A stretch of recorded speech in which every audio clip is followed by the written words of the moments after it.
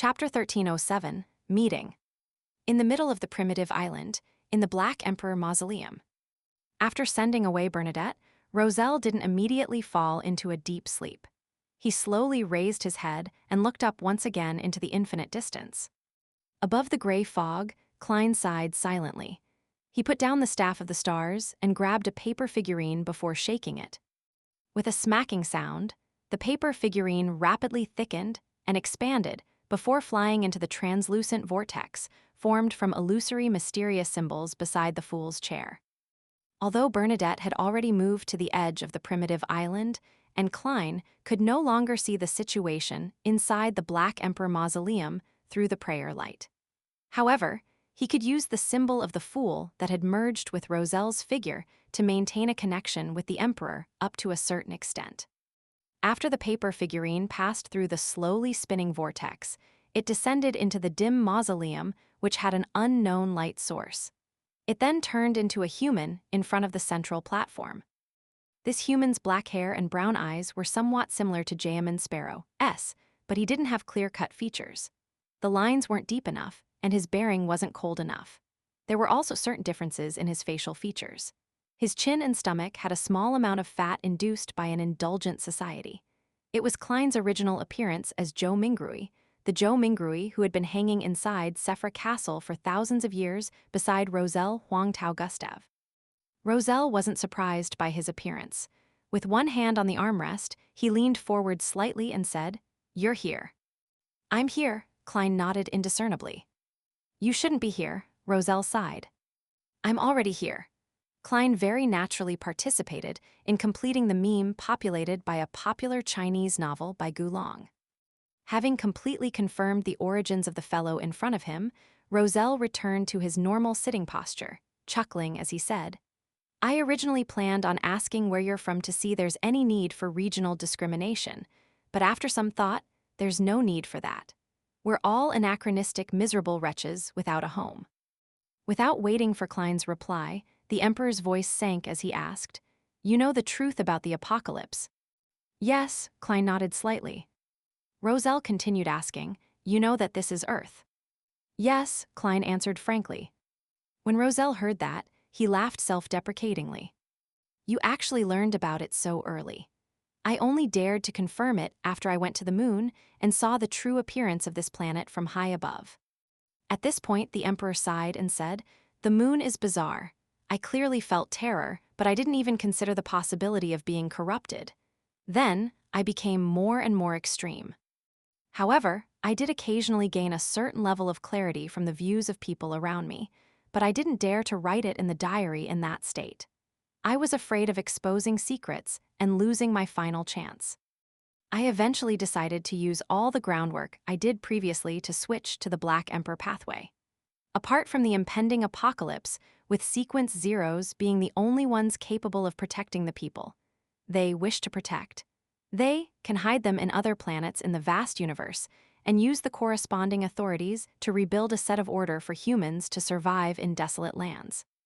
I also saw the hope of escaping my corruption by using the Black Emperor's ability to resurrect. As long as I became a Sequence Black Emperor and was truly killed after turning half crazy, I'd have the chance of resurrecting in the mausoleum or in the astral world. When that happened, what would return to me would be a pure uniqueness and 3 Sequence 1 Beyonder characteristics. I wouldn't be tainted at all, nor will I contain an uncontrollable madness. Speaking of which, I made use of the eternal blazing sun and the god of steam and machinery to a certain extent back then. But the horror of the great old ones far exceeded my imagination. Accompanying my revival was a new life of corruption. Perhaps only great old ones can resist great old ones. I could only terminate the revival process and live such an ignoble existence in my final mausoleum to prevent the great old one from using my body to be born in the real world. That would have brought about a devastating disaster. Klein had long guessed Emperor Roselle's condition based on what he knew and what had just happened. He wasn't surprised at all as he calmly replied, "The one who corrupted you is called the Mother Goddess of Depravity. She has bewitched many believers as the embodiment of the primordial moon." The facial features that appeared faintly on Rozel's face immediately changed. He fell silent for a few seconds before saying, "I know the primordial moon, but I didn't know that her true honorific name is the mother goddess of depravity." Now that I think about it, my discovery of Mr. Door's cry for help might not have been a coincidence. Upon hearing this, Klein was alarmed. He instantly recalled the situations happening off-island. He had some sort of premonition about what Emperor Rozel was about to say. Rozel laughed inside. The biggest problem in the first half of my life was that I was too confident. I always had the feeling that I could reload a save file and redo things. I didn't pay enough attention to the details. Back then, Grimm was corrupted by the strange powers on this island. He returned here after dying and regained new life. Isn't this the influence of the primordial moon? After I finished all sorts of investigations and did the corresponding purifications, I felt that I was fine. But in fact, fate might have undergone a tiny change at that moment. This resulted in me encountering Mr. Door later and was slowly guided to the moon by him. You can't blame Mr. Door. His condition might be worse than mine. Does the Emperor mean that he has been targeted by the mother goddess of depravity the moment he discovered this primitive island? Klein sighed. At that time, who would have thought that the problem would be so serious? Before Sequence 2, understanding the cosmos and the great old ones led to terrifying corruption.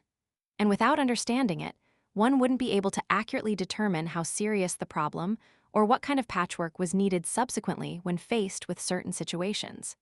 This made Rozel treat this primitive island as his secret base, thus not informing existences that had the right to understand the outer deities, great old ones, and cosmos. That's right. Rozel seemed to be very gratified that he had committed a mistake that almost anyone would make. He then said, "In that ancient and secretive organization, there was almost no mention of the great old ones or outer deities." At that moment, Rozel paused for a moment before saying, "You should have read my diary. You should know what the ancient and hidden organization represents." Klein nodded. "I know which organization it is referring to. I never expected that you wouldn't dare mention the name of his organization after having the level of a Sequence 0. I have a nagging feeling that he isn't simple. He might have an understanding of the outer deities that far exceeds our imagination, so it's better to be more careful. After all, I'm not a complete Sequence 0 true god." After Rozel said this simple sentence, his brows suddenly furrowed. "How much of my diary did you read?"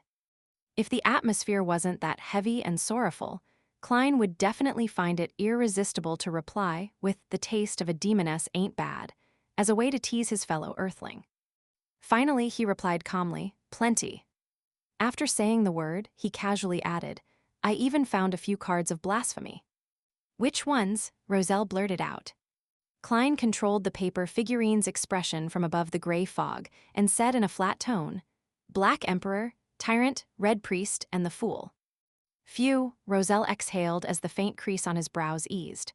"Thankfully, it's not the Demoness, the Moon, and the Mother card." "You had to mention it yourself." Klein didn't respond, as he looked at the Emperor without a change in expression. After Rozel said that, he realized something and hurriedly coughed. "Well, we've all watched live streams, so you should know very well how normal it is to cross-dress." As he spoke, he coughed again and sighed. "Which pathway are you from?" "Seer," Klein replied succinctly. Rozel immediately fell silent. After a few seconds, he said, "Unfortunately, if everything is fine and dandy, you should be responsible for pulling out a large-screen television and a game console from the historical void. We can chat while playing. That's a romantic dream of us men. Unfortunately, there's no electricity. I have to rely on you to invent it." Klein didn't voice out his thoughts. He maintained his tone and said, "I hope such a day will come." Then he pulled the topic back on track. "I'm very curious why the card of blasphemy you created can't even be found by deities. Such a level of anti-divination and anti-prophecy is amazing." Rozel immediately chuckled. "It's because knowledge can bring power, and power can also bestow knowledge. This is the authority of a knowledge emperor. After I infused the potion formula of the 22 pathways with power, they naturally produced the convergence powers between beyonder characteristics. They also gained anti-divination and anti-prophecy effects to a certain extent. And then, as he spoke, Roselle suddenly paused, as though he had sensed something amiss.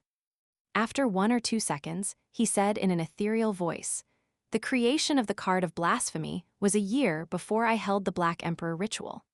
Back then, I had already suffered the corruption of the primordial moon, and I didn't have the corresponding realization most of the time. Why can the 22 cards not be found by deities?"